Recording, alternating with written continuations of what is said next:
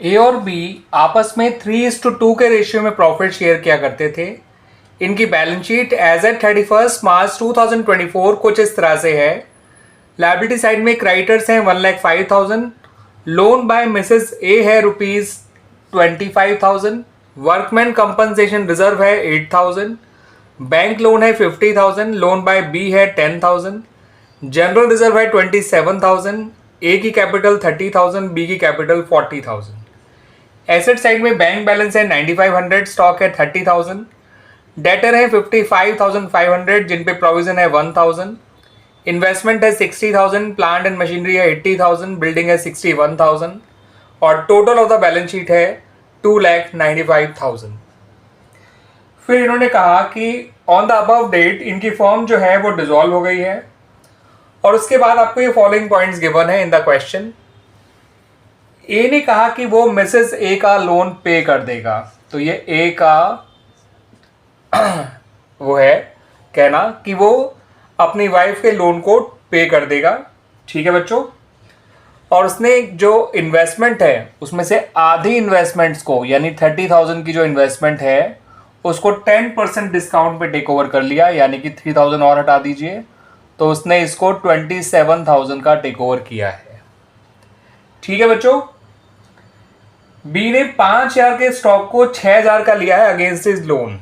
तो बच्चों loan by B जो है वो कितना है 10,000 और स्टॉक वैसे कितने का है 30,000 का, लेकिन उसने 5,000 के स्टॉक को 6,000 में लिया है, 5,000 के स्टॉक को 6,000 में लिया है against his loan.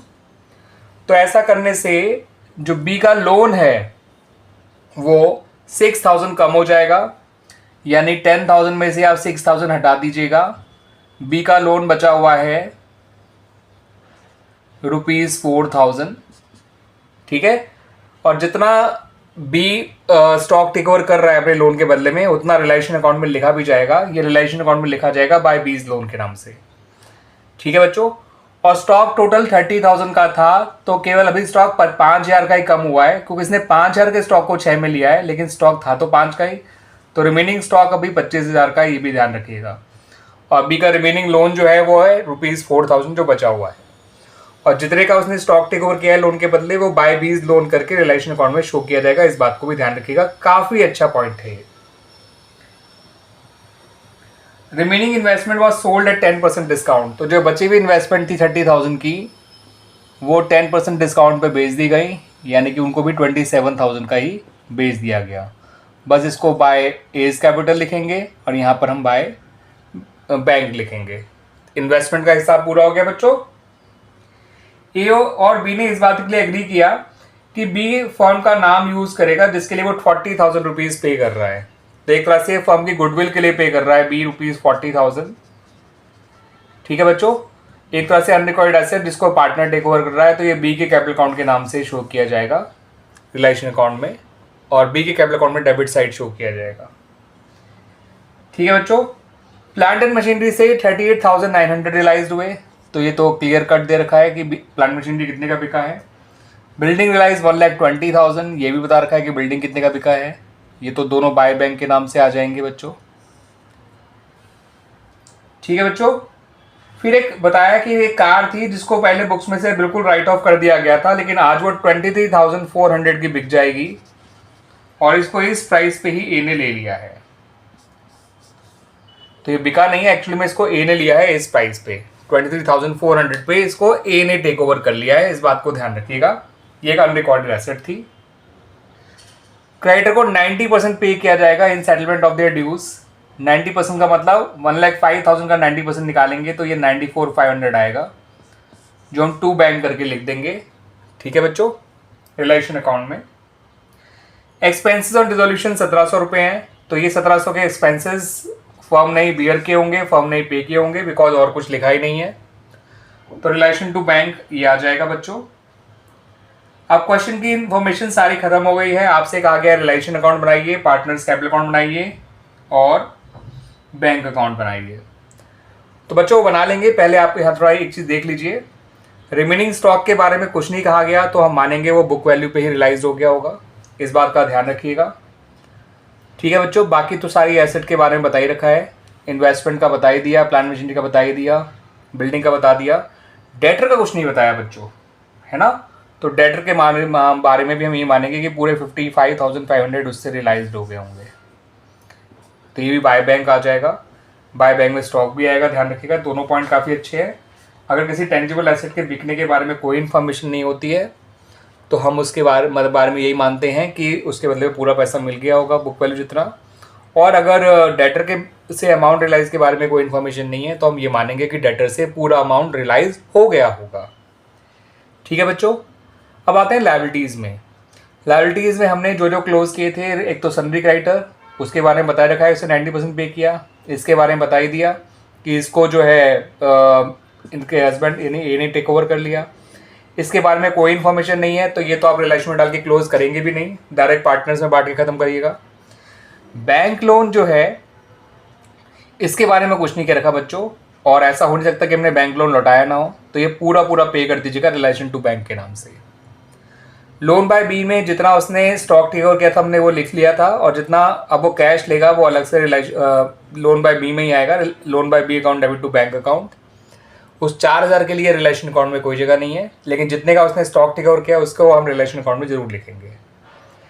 General reserve जो है वो पार्टनर्स में बांट दिया जाएगा, उनके होल्ड रेशियो में, इसे रिलेशन में डालेंगे ही नहीं, क्लोज करने की जरूरत ही नहीं है।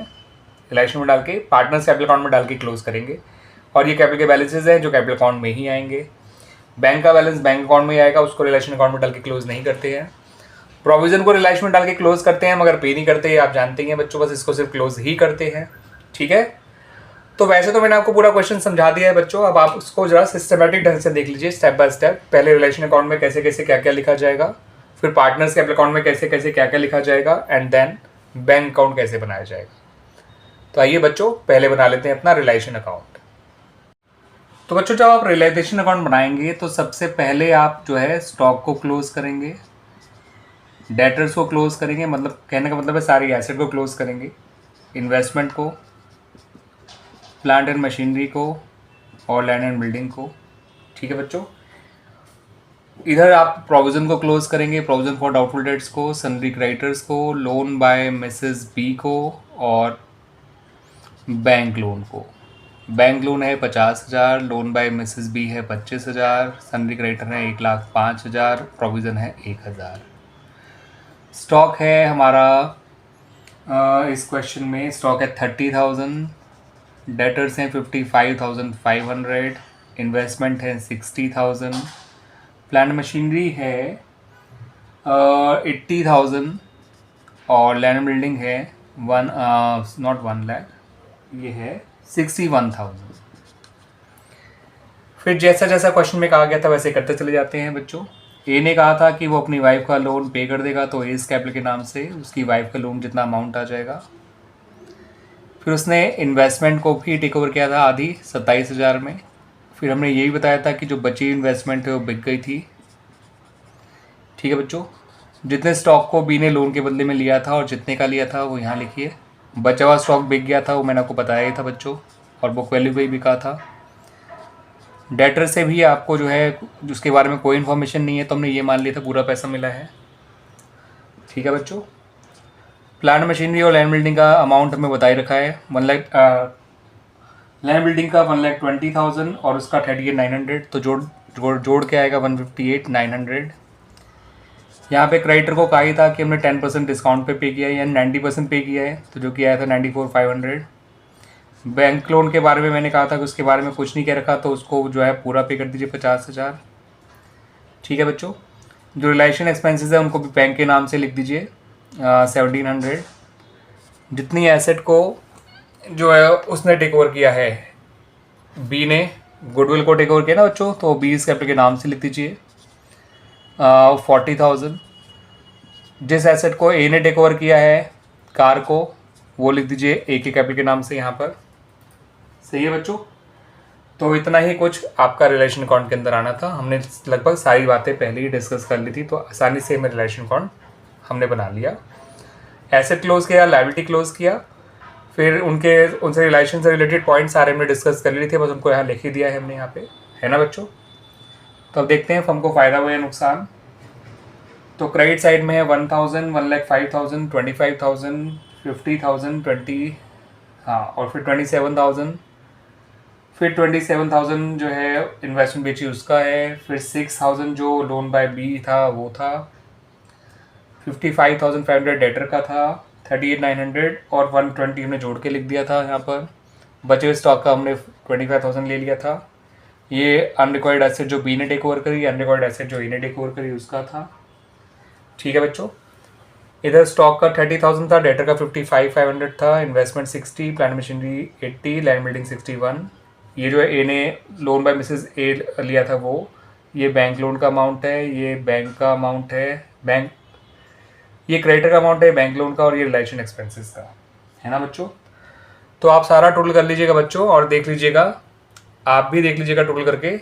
इसमें आपको प्रॉफिट आएगा, आपका टोटल आएगा इस साइड का 543,800। ठीक है, और इस साइड का टोटल बड़ा था तो उसको दोनों तरफ लिख दीजिएगा, और इसे माइनस करके आपका आंसर आएगा 86,100, जिसको आप ए और बी में 3:2 के रेशियो में बांटेंगे तो ये आएगा 51,660 और 34,440 बी का आ जाएगा। इस तरह से हमारा ये रिलेशन अकाउंट बच्चों कंप्लीट हो जाएगा। ठीक है ना बच्चों। पार्टनर्स कैपिटल अकाउंट बनाएंगे तो सबसे पहले इनके ओपनिंग बैलेंसेस लिख लीजिएगा कैपिटल का 30,000 और 40,000। जो वर्कमैन कंपनसेशन रिजर्व था बैलेंस शीट में उसको पूरा बांट दीजिए, जनरल रिजर्व बांट दीजिए पहले तो। रिलेशन का गेन लिख लीजिए बच्चों। जो एसेट टेक ओवर करी थी ए और बी ने वो यहाँ लिख लीजिएगा। ठीक है बच्चों, ए ने जो लायबिलिटी टेक ओवर करी थी उसको यहाँ लिख लीजिएगा। ठीक है बच्चों, आइए इनके अमाउंट में डाल देते हैं। तो जनरल रिजर्व दे रखा था बच्चों आपको 27,000, जिसको 3:2 बांटेंगे तो ये आएगा 16,200 और 10,800। 16,200 और 10,800। वर्कमैन कंपनसेशन रिजर्व आपको 8,000 दे रखा था तो 3:2 बांटेंगे तो 4,800 और 3,200 आ जाएगा।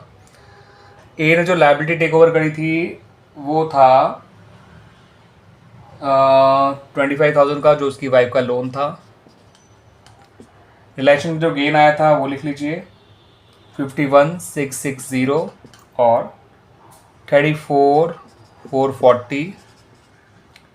ठीक है बच्चों, जो एसेट टेक ओवर करी थी ए ने तो उसमें 27,000 तो उसका था जो उसने इन्वेस्टमेंट टेक ओवर करी थी, और 23,400 वो था जो उसने वो टेक ओवर किया था कार का, जो अनरिकॉर्डेड थी। बी ने जो टेक ओवर किया था वो केवल फॉर्म की गुडविल थी, वो 40,000 की थी, तो आप इसको यहाँ लिख दीजिए। ठीक है बच्चों, अब इनके फाइनल बैलेंस निकाल लीजिएगा।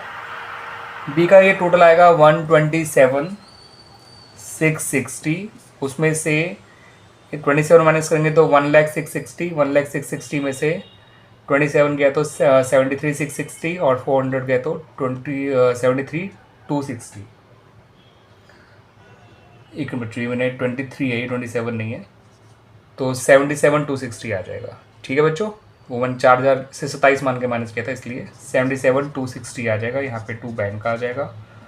टोटल में 127,660 लिख दीजिएगा। बीम का जो टोटल आएगा वो यहाँ पर आएगा 40 और 32, सॉरी 43, 200, 44, 54, 54 और 34 होता है 88,440। 88,440 में से आपको केवल 40,000 कम करना है तो ये आ जाएगा 48,440। ये बन गया बच्चों partners capital account. Now come to bank account. Bank account से पहले लोन बाय बी अकाउंट बना लीजिएगा। वो 10,000 था, जितने का उसने स्टॉक टेक ओवर किया था वो यहाँ आ जाएगा टू रिलेशन के नाम से, बचा हुआ हम उसे पे कर देंगे, वो आ जाएगा बैंक के नाम से। ये बन गया हमारा लोन बाय बी अकाउंट। ठीक है बच्चों, मांगा नहीं है लेकिन मैंने बनाकर आपको दिखा दिया यहाँ पर। Now come to bank account.